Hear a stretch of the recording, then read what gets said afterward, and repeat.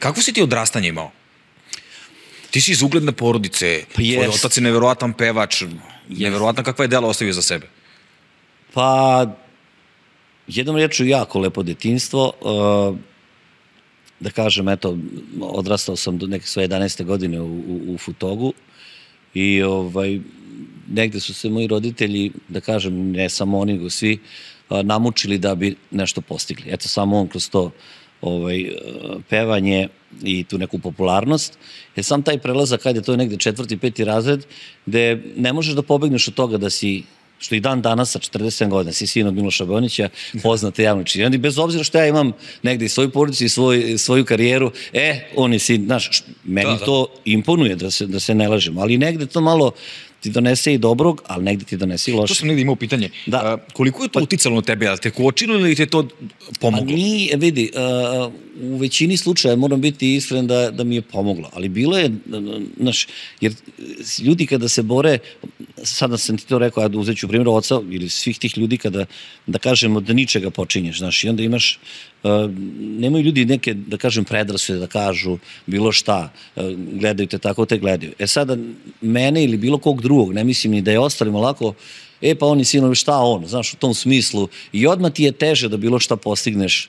I odmah, znaš, recimo, etiketirali su te pre nego što su te upoznali. Pre nego što su čuli, ni kako pevam, ni videli, tako je. Znaš, njemu je, kaže, tata. Pa šta je tata išao mesto mene da peva, ili išao u studiju, ili da bilo šta radi mesto mene. Naravno da sam negde imao pomoć, savet, ili utabane staze da dođem, recimo, do nekih ljudi, što je normalno.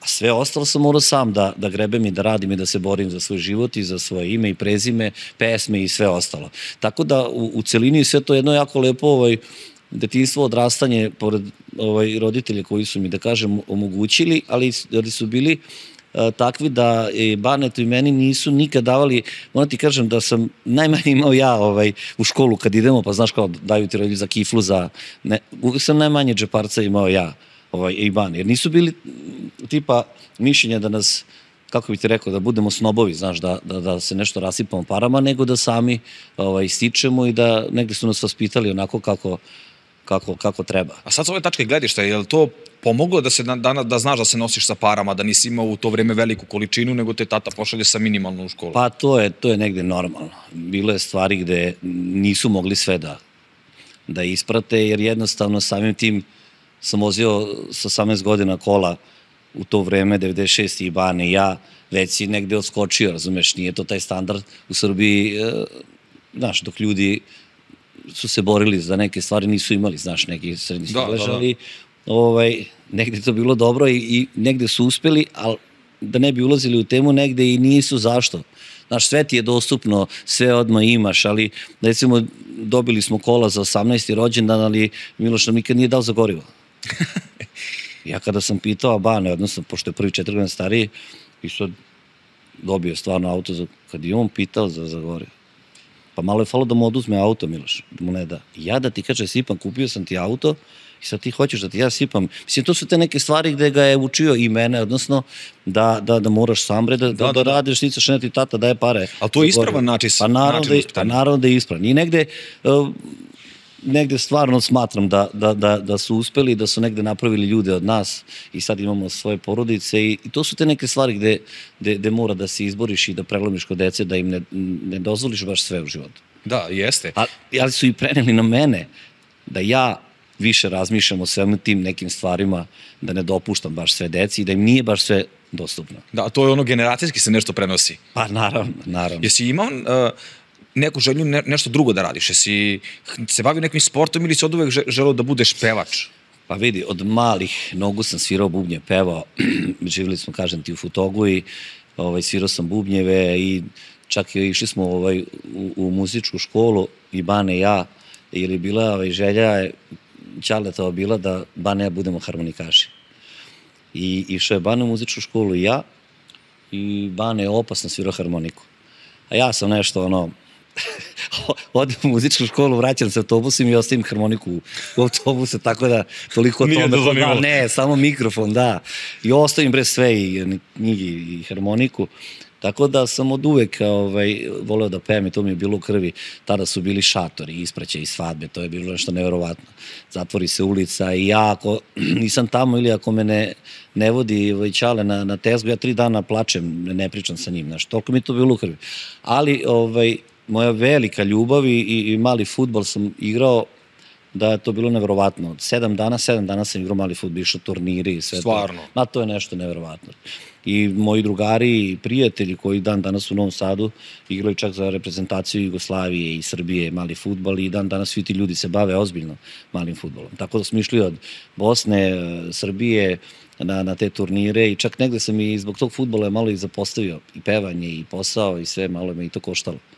Koliko te to koštalo? Ko te vrati na pravi put? Jel te vrati brat ili tata? Pa ne da me vrati na pravi. Pa mislim da ti naš, ajde vrati se da pevaš. Gledaj, ja nisam, spevao sam, ali znači ti ne možeš 2 stvari, znači ti možeš si u Beogradu da ideš na radio stanice da kapiraš, da promovišeš svoje pesme, da ne možeš ti sad da ideš na turnir u Derventu ili ne znam gde, a da ti pesme same idu. Ti možeš se posvetiti 100% svom poslu, kao i svakom drugom. A ja sam toliko voleo mali fudbal, da to nešto neverovatno, znaš, i onda odem, nema me po 5-6 dana, što negde nije normalno. Tako da, pa, više i Ćale tu bio taj koji je... Je bio strog prema vama, što se tiče, na primjer, karijere i kada ste počeli da pevate? A slušaj, ne postoji, on generalno ljude koje gotivio, ali ovako nema dlake na jeziku, što to svi znaju, i onda, znaš, nekad ga shvate pogrešno, a u stvari niko ne voli da čuje istinu. Da kažem, od dece do prijatelja i svi ono, kad mu kažeš istinu, gotovo. Ma gotovo, znaš, a on je taj tip čovjeka koji će ti reći, pa koliko god da te bolelo, da kažem da je strog, nije nas nikad u životu tuka, udario, ali je bio strog i ono što on kaže, on lupam, ako sam ti pozajmio nešto, ja si to pozajmio, ako sam ti dao, ja sam ti to dao i kod njega tu nema, znaš na čemu si sa njim. Znaš, imao je i svoje principe i stavove i prema nama i znaš, prema porodici, tako da nije bio mnogo stroga, ali se znalo kod njega šta treba se radi i kako. Znao se red. Da. A zašto nemate duet? Imaš ti duet sa bratom? Nemaš? Kako nemam? Evo, brate Cigani me prate 7 dana u 7 kafana. Kako ja to nisam ni vidio? Da, to je toliko dobro. Pa slušaj, evo sad se vraćamo na ovu priču pesama, gde su se snimali po 8 pesama. I onda, znaš, ne mogu sve pesme da isplivaju. Da. Ti sad, evo, i ovi pevači i ovo sad to brzo vreme, pa šta prepevavaju svi ovi pevači i mlađi? Nego sve te stare hitove i jedna po jedna polako, znaš, tako da nikad ne znamo kad će i ova pesma da ugleda svetlost dana. Mada već vidim da je puštaju i da taj Banetov i moj duet, nego i Banet u Čikagu, ja sam ovde, pa sada malo, da kažem, odemo negde na emisiju i da je otpevamo, verujem da bi, ali je toliko dobra pesma da, eto, čućeš je kad... Sad ću, jesam ja tražio, uglavnom, stvarno sam slušao. Sve moguće pesme znam. I onda me uvek zanimalo, znaš, viš, nisam dovoljno istraživao. Da, ali jako dobra pesma i odrađena i vidit ćemo kad Bane sad dođe, baš smo i pričali na tu temu, a pisao je Ćale.